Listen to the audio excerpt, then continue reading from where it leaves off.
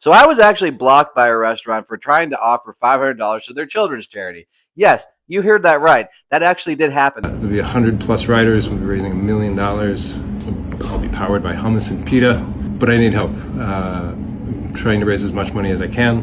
So if you don't know, there's this restaurant called Galit, and the Reader actually did an article about them and how there's a stalemate between the Foie protesters, the animal rights protesters, and the restaurant in terms of like nobody wants to stop. The animal rights protesters don't want to stop protesting, and the restaurant refuses to take Foie off of their menu. So currently, as it stands, they're at a stalemate.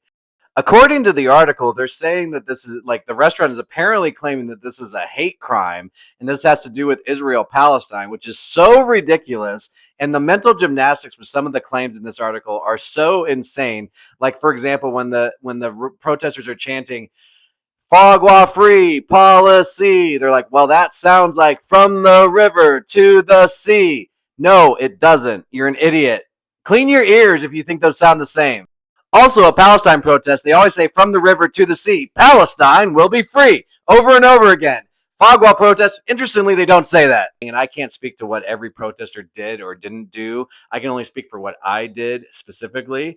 And all I know is that I've been nothing but nice and diplomatic with that restaurant in the way I've left comments. I've left comments urging them to end Foie Gras.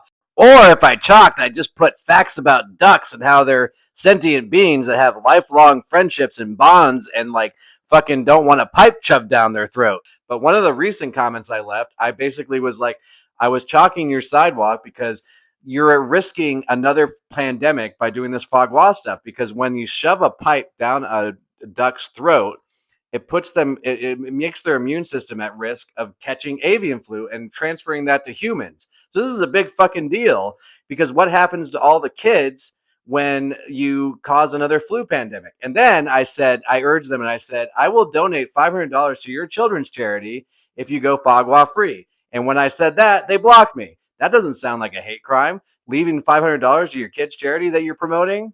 I feel like I'm negotiating. After doing something I felt was just overwhelmingly generous and nice and trying to break bread with this restaurant that's making all these awful claims about animal rights activists, I just kind of feel that it's all bullshit and that everything they're saying is just made up because I was blocked for trying to offering money to their kids' charity.